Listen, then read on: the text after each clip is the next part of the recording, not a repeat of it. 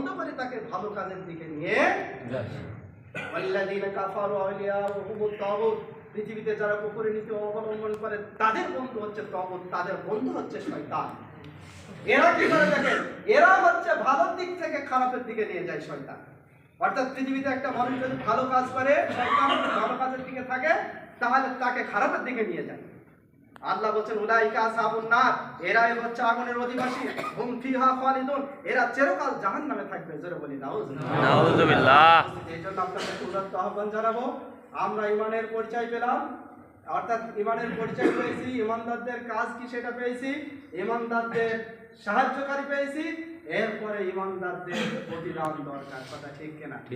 এখন যা বললাম, আমি তো জোন কাটতে গেছি, এবার তো প্রতিদান দরকার। চাকরি শেষ, চাকরি বলে মাস শেষ বেতন দরকার।